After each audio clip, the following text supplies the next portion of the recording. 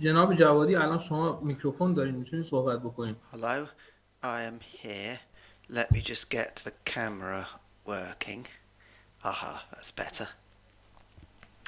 And we'll.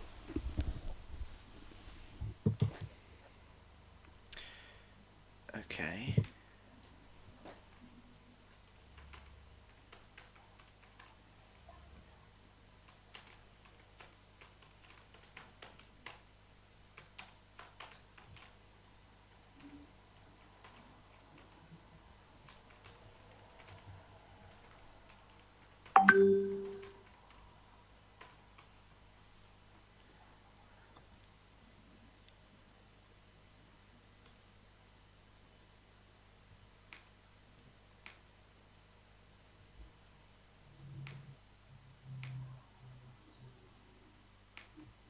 Okay. Why can't I? Just a second.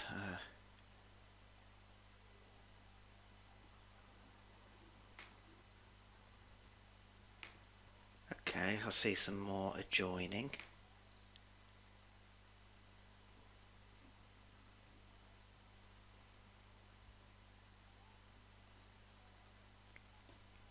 Okay. Good evening. I'm not sure that you have sound.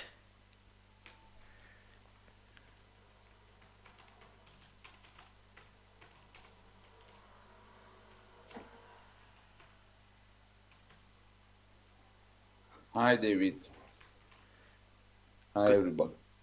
good evening. I know it's warning for you. Yeah. Morning. Okay, I'm just wondering what turnout is going to be. Here is 9 a.m. at the Okay, morning. I'm just wondering how many people are going to attend. We're up to 4. Yeah, we are now we are four, but because it's Ramadan time and many people are eating. They are fasting, so I expect you to join us. Okay, so we'll give it a couple of minutes. Yes.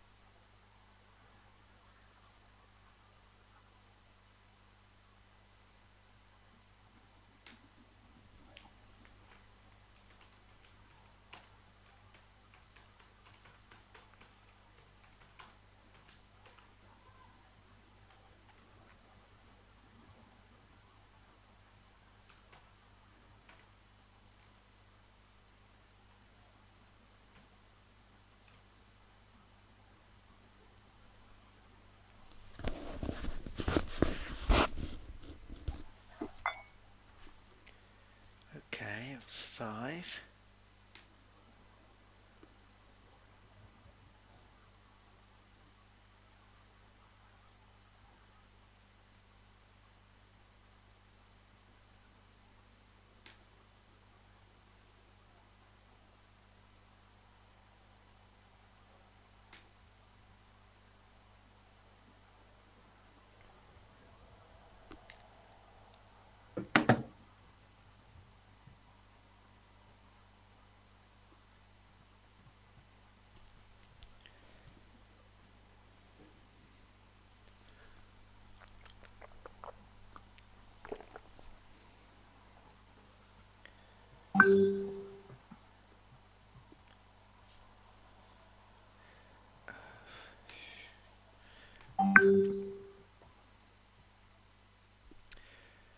Let me just check that you are.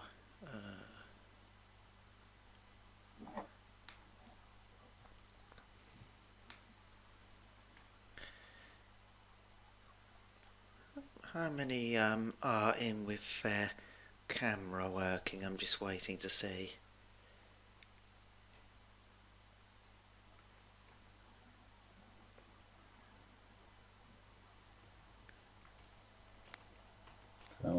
working with me and you.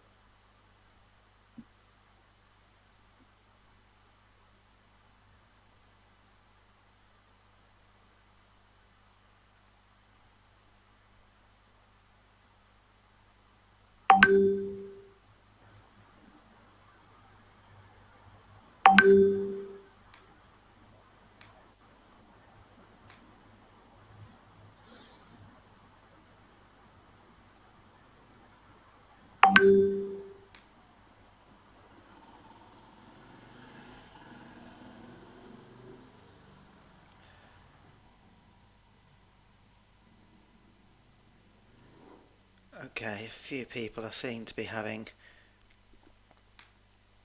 problems with their camera, but let me see. We're up to 7. Uh-huh.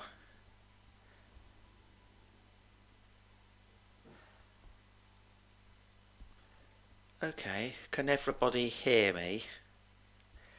If anybody can hear me, but your audio is not on, leave me a message and I will get back to you.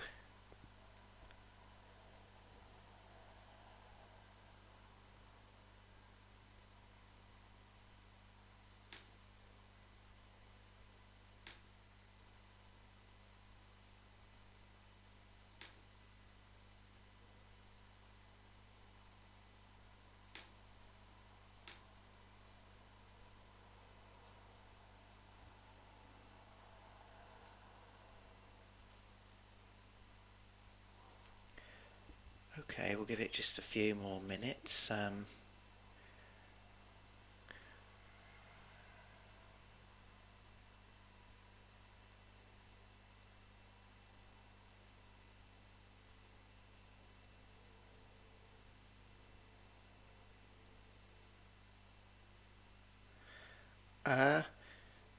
Okay, check your...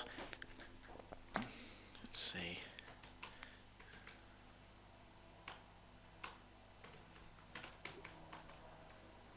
Okay, guys, can you hear me? I can hear you, yes.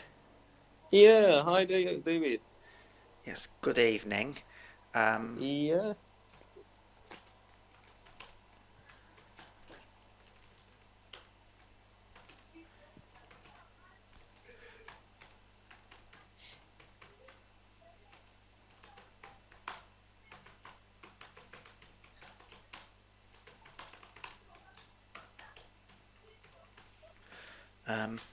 If you are having audio problems, check that your browser is given permission to access your microphone. Mm-hmm. Hopefully, we'll give it just 5 minutes more maybe, and then we are needing to start. Mm-hmm. It sounds good.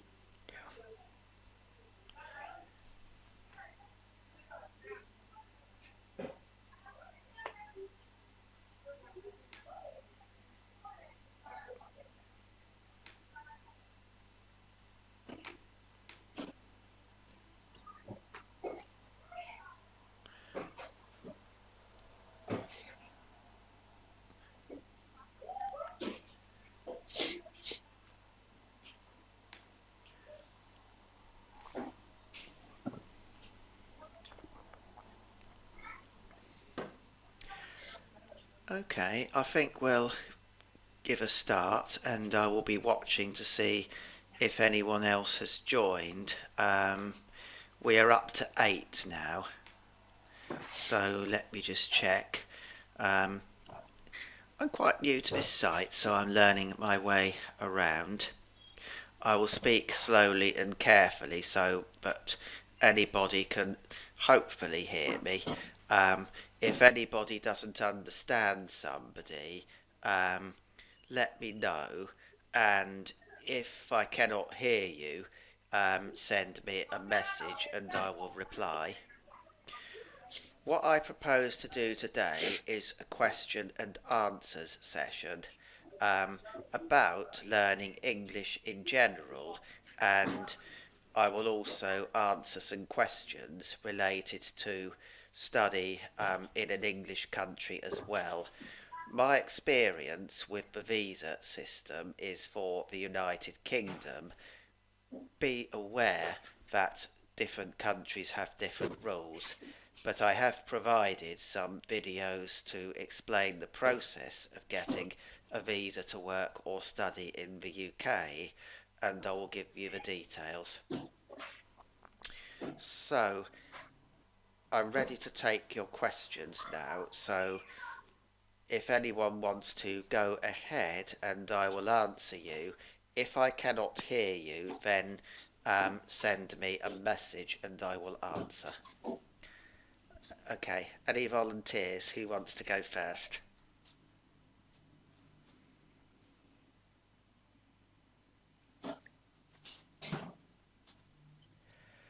Okay.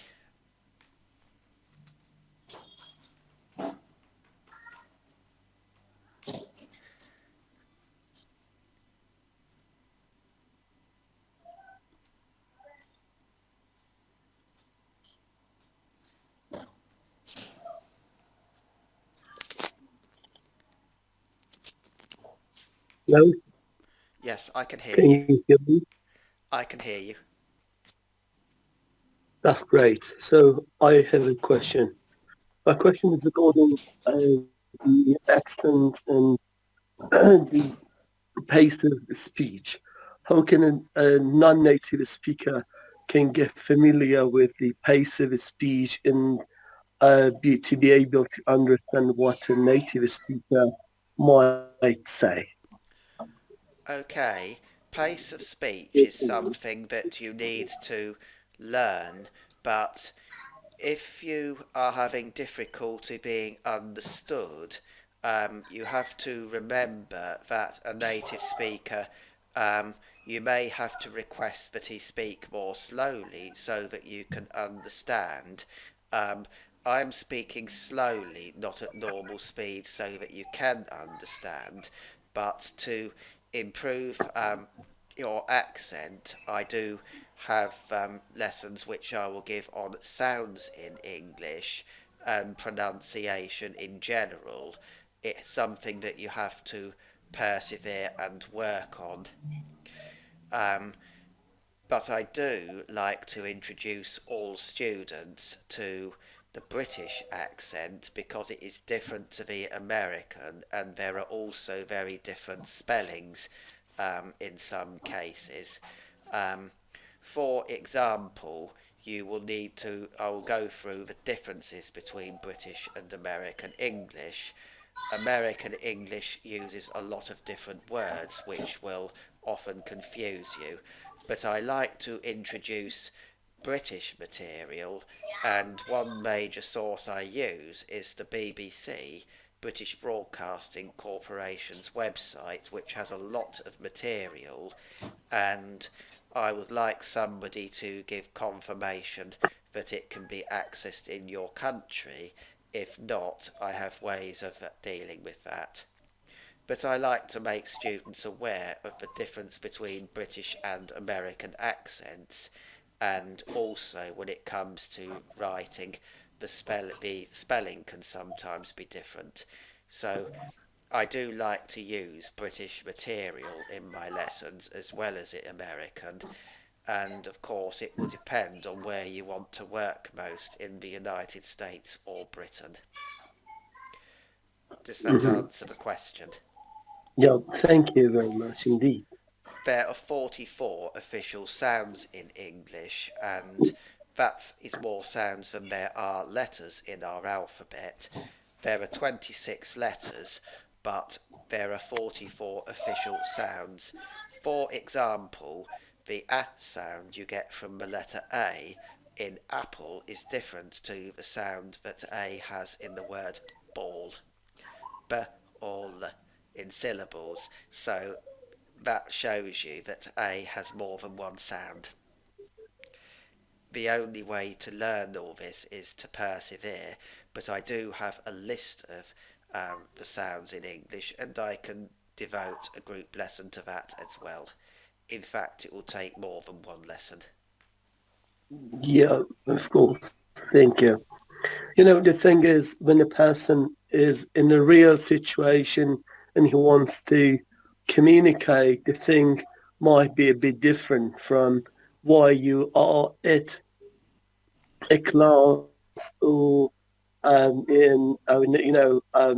practicing English. So there might be some differences between the way people communicate, for example, in Cockney or any other accents, than the way you're learning English in classes. So here, some people might have. Okay, it is interesting you mention that. Cockney is what we call a slang term. It's not official language, but people from London are often referred to as Cockneys. I am not a Cockney because I don't come from London, or I have lived here a long time, and I am planning to relocate, but it won't change my teaching. I'm not a Cockney because I'm not from London. I grew up in Cambridgeshire, which is an hour north of London on a train. But other notable accents in the United Kingdom include the Birmingham accent, the Liverpool accent. That one is very distinctive. We call those Scouses. The Newcastle accent, we call them Geordies. And of course, Wales and Scotland have their own unique accents, as does Northern Ireland. A very good way to learn the difference between these is on the BBC's websites, because there are pages devoted to Wales and Scotland, and a very good way to have a quick look at what the accents sound like is to look at the pages about football. Liverpool United for Scouses, Newcastle United for Geordies, and so on. My local football team in this part of London is Arsenal, and the Emirates Stadium is about half an hour's walk that way. So have a look at the material And related which to one is your football. favorite? I'm sorry? And which one is your favorite? Arsenal. But I will. You're a fan of? This is the link to the BBC site, and if you look at the pages for different football teams, they are a very good way to learn the accents in different parts of the country. Mm-hmm. We have a lot of accents for a country which is quite small.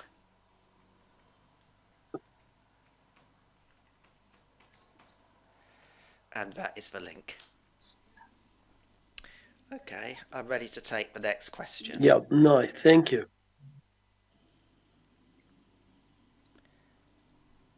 Okay, does anybody else have a question?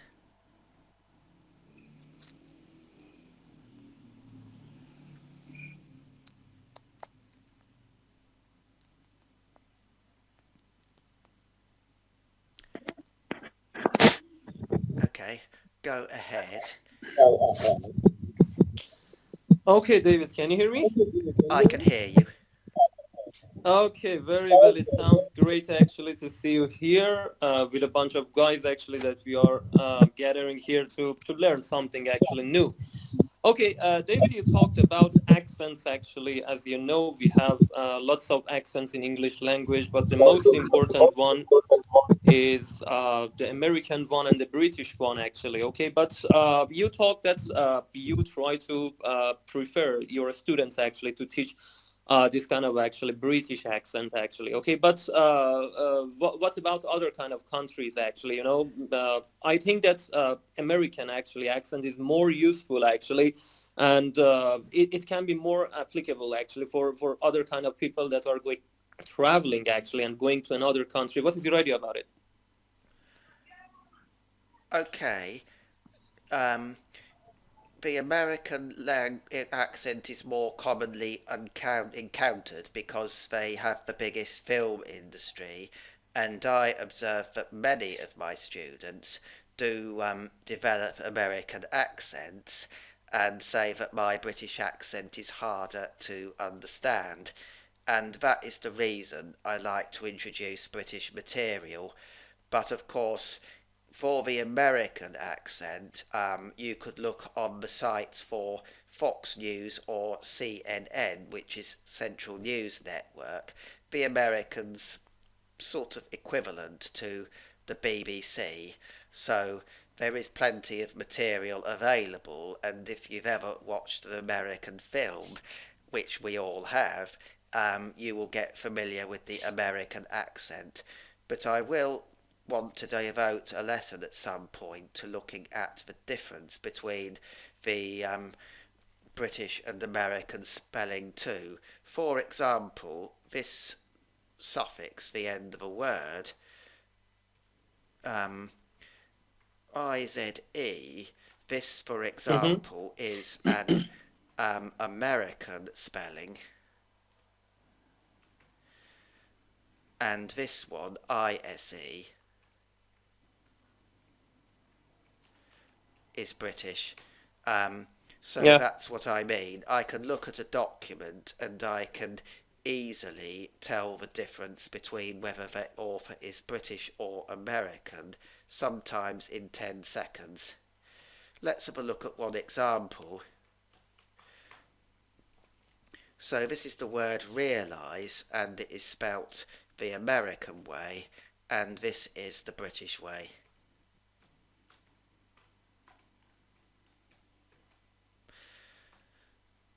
With my students, it's when it comes to it, I like to explain the difference between US and UK English, and it is quite likely if you are writing a report for work nowadays, you will have it seen by both British and American employees if you work for a large company.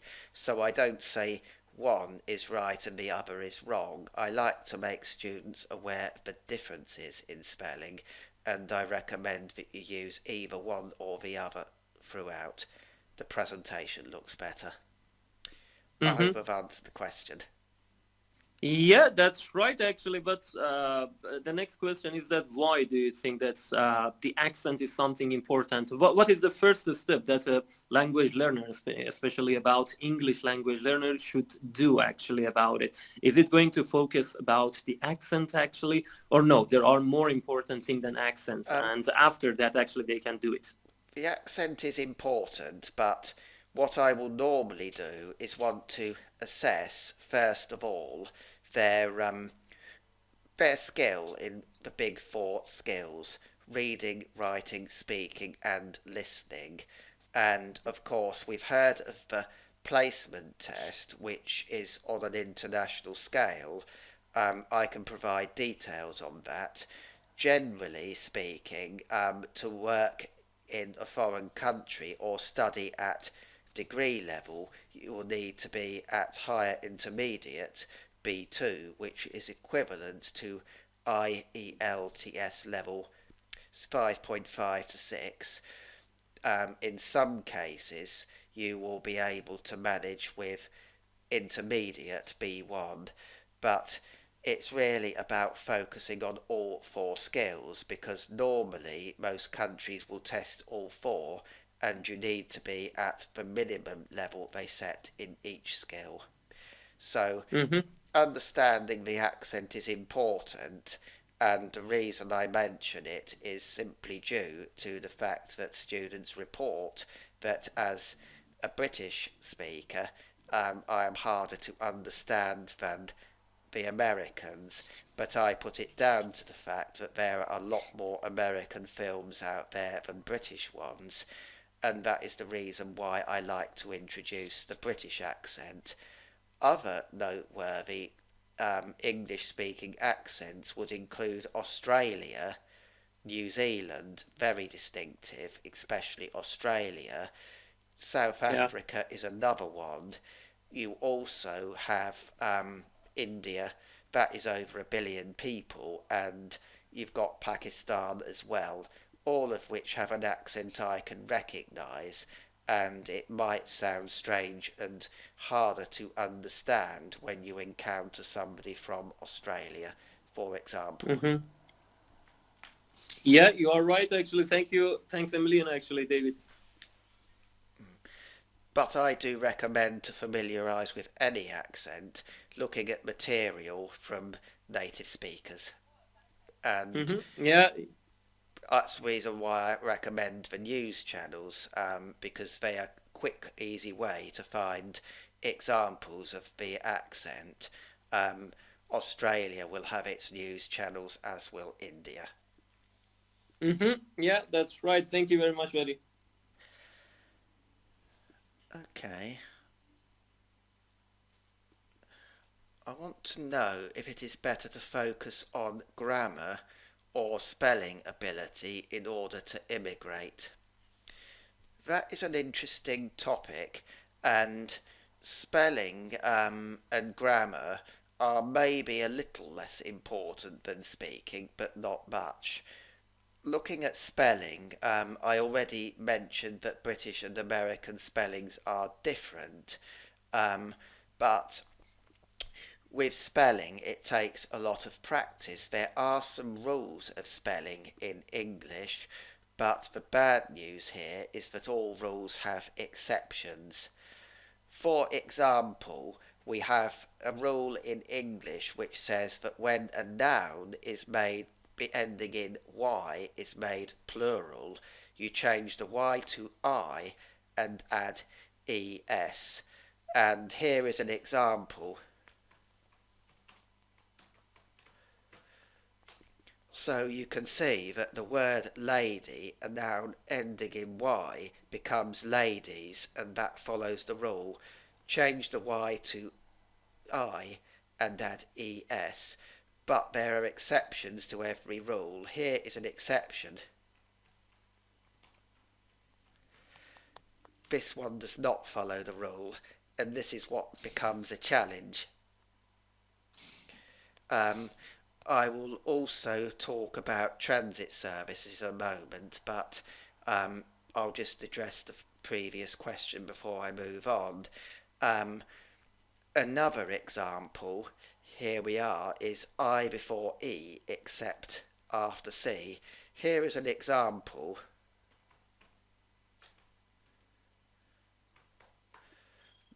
This word, receive, follows the rule, but here are two examples which do not follow the spelling rule.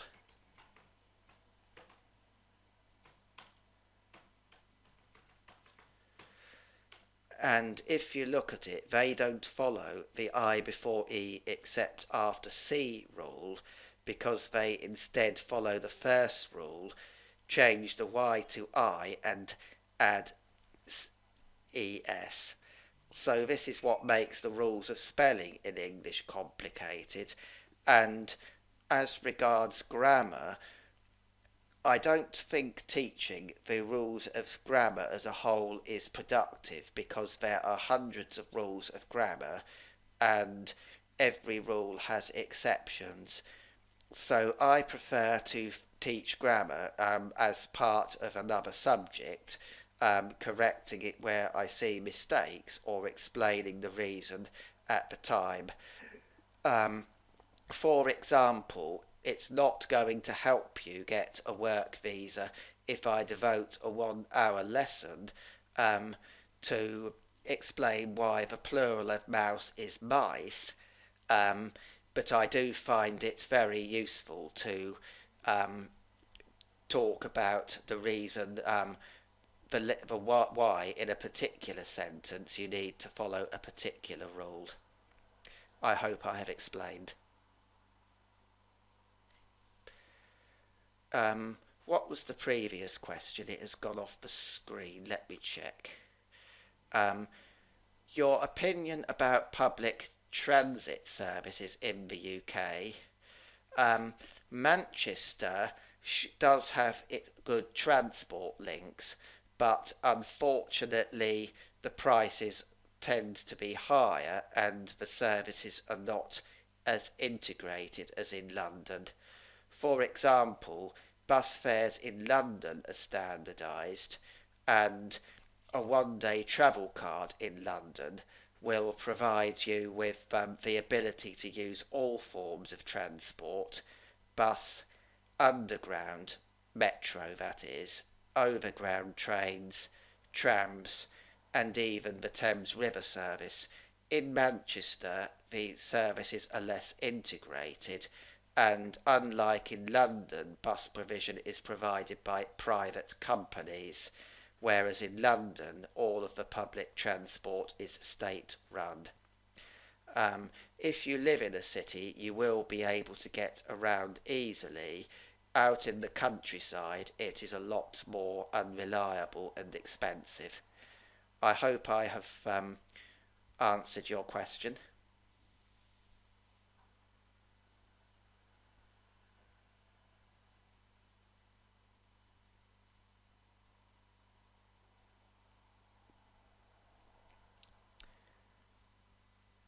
Okay.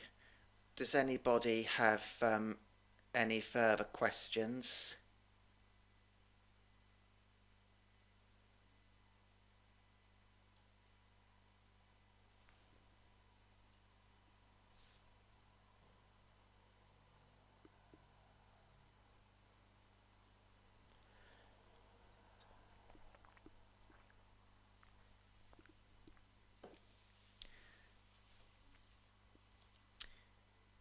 There may be somebody else who does not have sound, so I'll just wait and see if anybody else has any further questions to ask.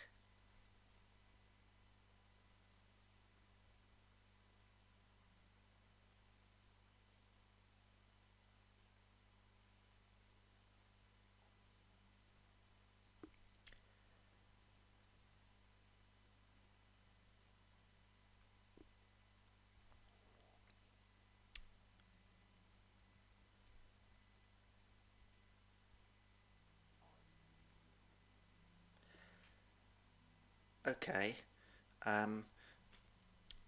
Unless anybody has any further questions to ask, I'll give it another few minutes, and then failing that, it's nice to meet you all, and of course you feel free to leave a message if you have any specific questions for me. I will get back to you as soon as I can. So does anybody have any further questions?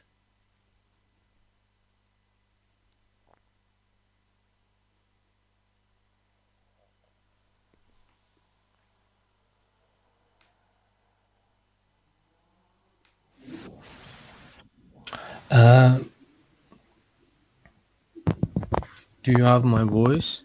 I have your voice now, yes. Hello, nice to meet you.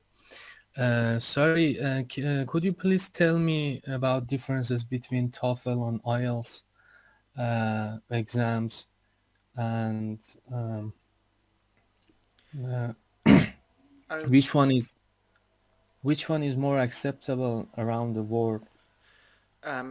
TEFL stands for Teaching English as a Foreign Language, and it is a certificate required to teach English, whether in person or online. It is actually an international standard, and it should be recognised worldwide. For example, I got my TEFL certificate last November, with a plan to start teaching in January of this year.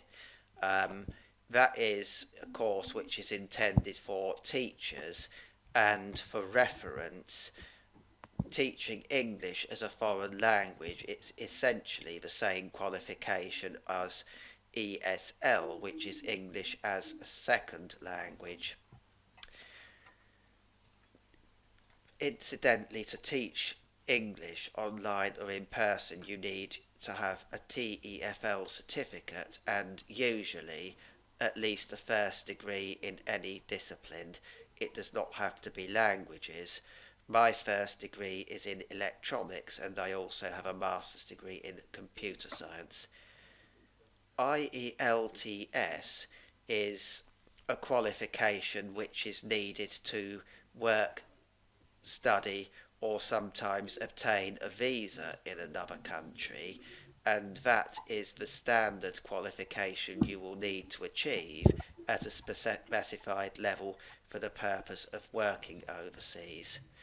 For example, to get a 5-year work visa for the United Kingdom, you will generally need to be at IELTS level 5.5 or over, equivalent to B2.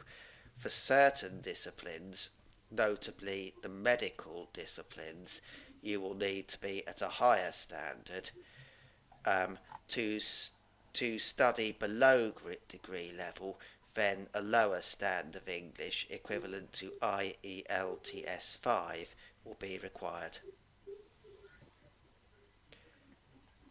Does that answer the question? Yeah, thank you.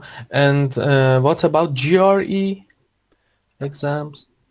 About these are a more specialised qualification. I will have to look up about those.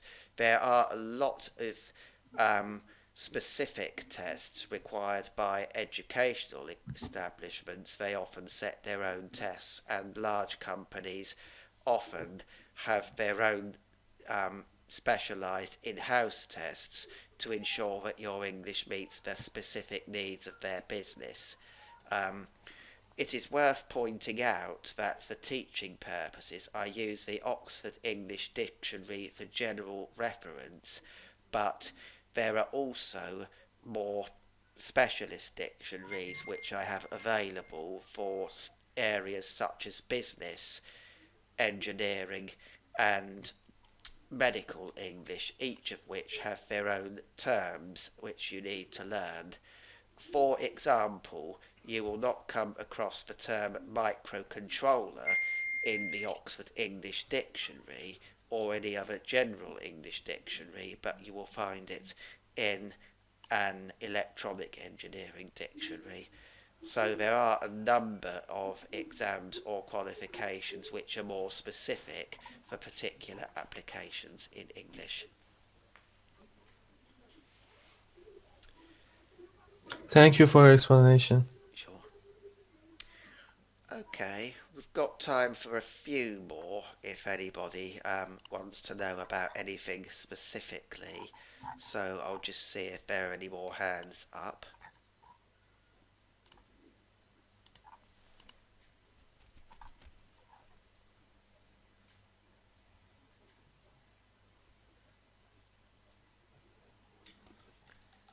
Okay, does anybody have any further questions?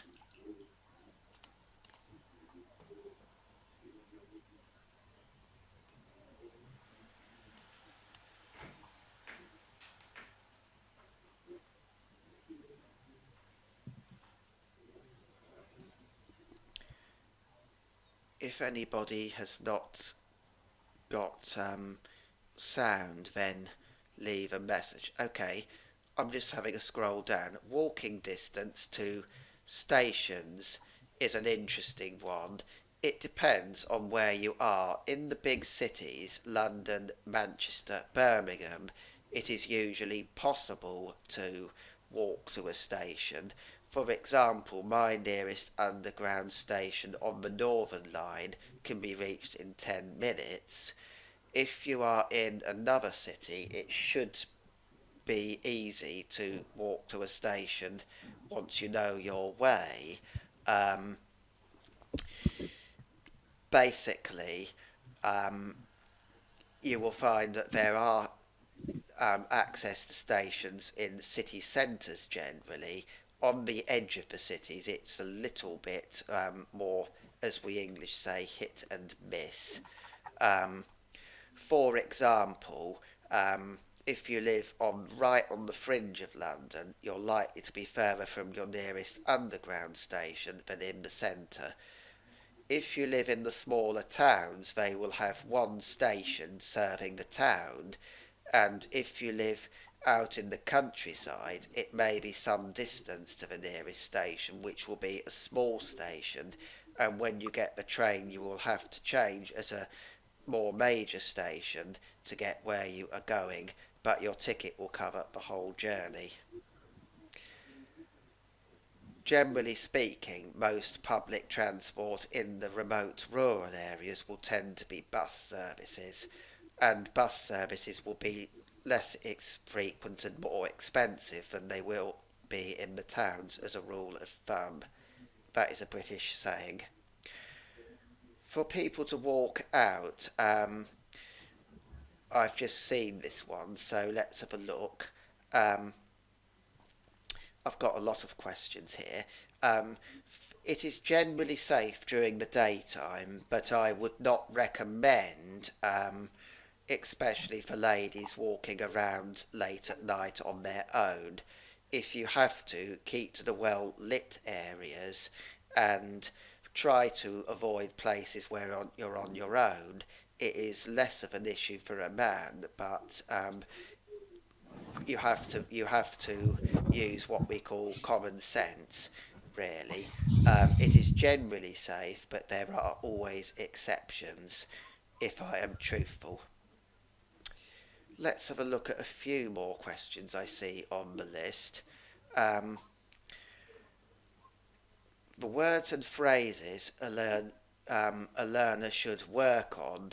Um, I would give a lesson on introductory phrases which are useful to know. For example, getting directions in English, buying food in shops, um, asking the time of day, things like that, I would devote a lesson to because those are very good questions which you will need to learn on arrival.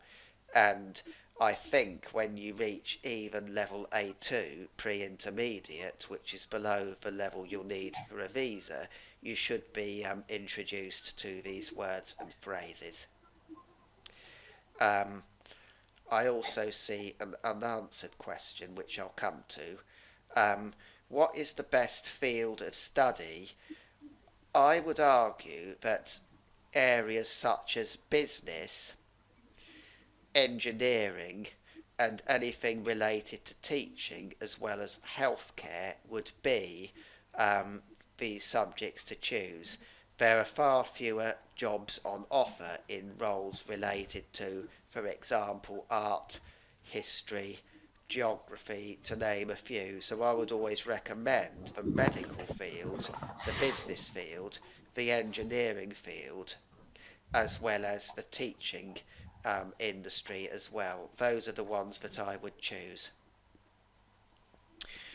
Um, Looking at another one, somebody has put a message here saying that their question is not answered. So let's just see if I can bring this person in. If you do not have audio, if you could write the message and I will do my best to answer it.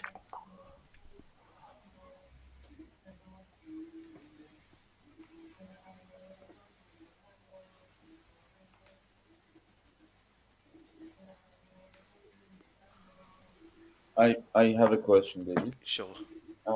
What is the status of getting visa for Iranian? Are you familiar with this topic? Okay. There is a website that you can go to for guidance on this, but generally speaking, it will depend not on your nationality, but on what you want the visa for. We have visas available for work purposes, for study purposes, for the purpose of joining or visiting family in the UK. And actually, I do provide a video which relates to visa requirements. Let me just see if I can produce the link for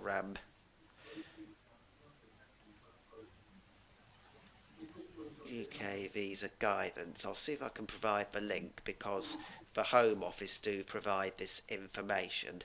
So let's have a quick look at visas. I'm just having a quick look to see what entering and staying in the UK. Check if you need a UK visa, and I will put the link up here. Here we are. I have the link, so let's just put it on here. This is where you can fill in a test to check what your visa requirements will be based on where you are from and, more importantly, the reason for visiting the United Kingdom. For example, the language requirement to obtain a tourist visa or for visiting family will be lower than those for working in the UK or studying in the UK. Does that answer the question? Yes, thank you. Sure. Okay, how do you compare job opportunities in the UK and America?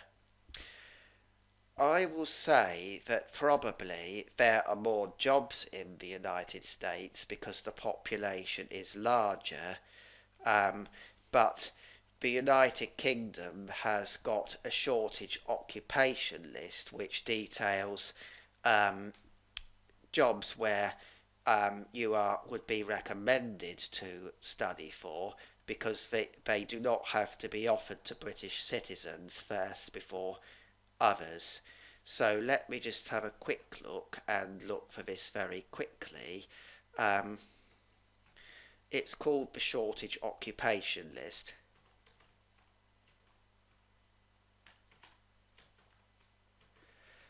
I don't know quite so much about the United States systems, but skilled worker visa and shortage occupations would be the way to look, the place to look for the United Kingdom. So I shall put the link on the screen now. That lists the job roles in the United Kingdom for which there is a shortage, meaning that it will be much easier to obtain a job in those fields in the United Kingdom. Nursing and healthcare related roles in particular are in short supply, and what that means is that they can be offered to somebody from anywhere in the rest of the world without having to be offered to British citizens first. Also the rules for those in the European Union no longer apply because the United Kingdom left the European Union, but they used to have the same rights to apply for jobs as British citizens. And then there is a rule for the rest of the world, which is the rule that applies to you. So now it's just British and non-British, broadly speaking. Does that answer the question? Of course, the United States will have its own rules.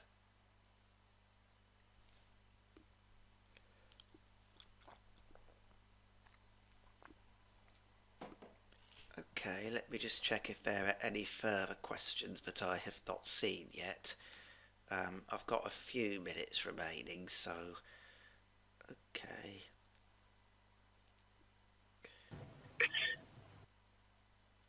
I think somebody wants to come in.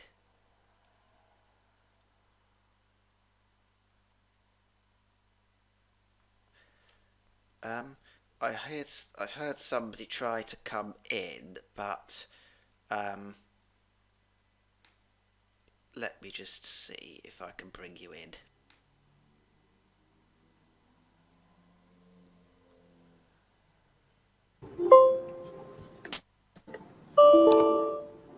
Okay, I see somebody. Aha. Hello. Good Hi. evening. Good evening. Thank you. I have a question. I have poor listening skills. As a native English speaker, what do you think I can do to get better at that? Listening will take practice, but I do have exercises available for listening, for improving your listening skills. And I do have different strategies recommended to improve your listening. I do recommend that you listen to some example exercises which I can obtain, and I can also make up my own exercises where needed. But the general rule is the more you listen, the easier you will find it. Um, I do point out also that a lot of the problem people have when it comes to actually speaking a language is confidence. And I do also have some tricks, and I have a few slides available which give you some hints as to how to improve confidence when speaking. But of course, we talk about speaking a language, and of course, as language is a two-way process, you also have to be able to listen in that language, and that means that being able to listen to the person who is speaking is very important.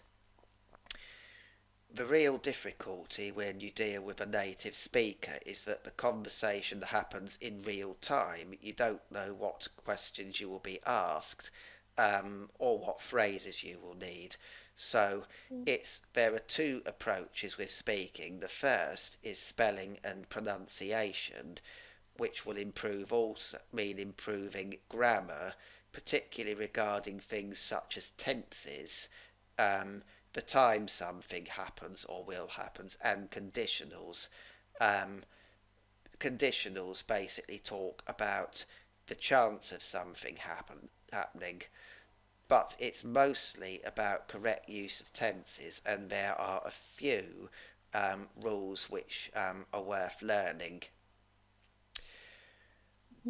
So So the first approach to actually speaking would be to look at those rules, and then, of course, you also need to look at spelling and pronunciation. So I would say that speaking is about pronunciation. It is about constructing sentences using the rules of grammar. And then there is a third element, which means it's basically about confidence when you are speaking.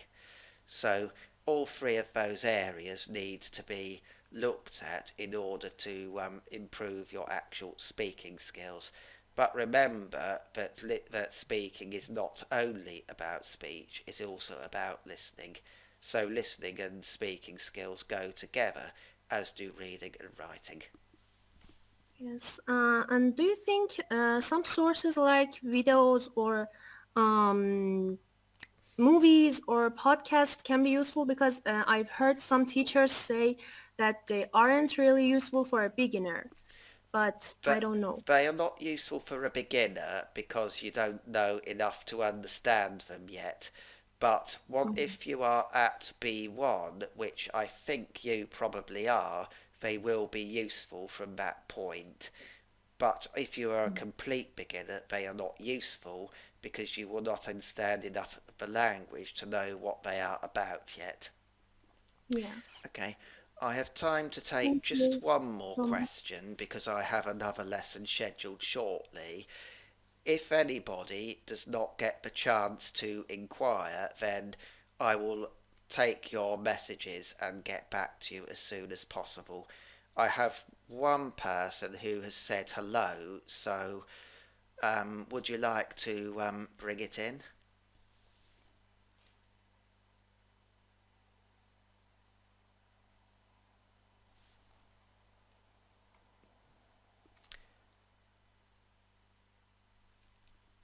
Okay. Thank you, David. God bless you. That is nice to know. A lot of work goes into teaching and preparing lessons. Um, okay. One last quick one before I have to go. How do you think about the people who are not native and speak in British and American accents together? That is interesting. You will normally find that you speak one or the other, depending on your background or exposure to the language. Background is your nationality, um, whereas exposure to the language means your way of learning English.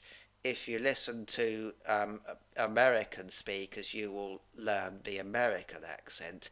If you listen to British people, the British accent. Australians will You will pick up the Australian accent. It's like that. So you will not speak the language in more than one accent. If one accent is more desirable than the others, then I recommend using learning material which is in that accent. And that is the reason why I distinguish between British, American, South African, Indian, Australian accents in particular. If you wish to speak in a particular accent, I recommend using learning material which is in that accent. I hope I've answered the question.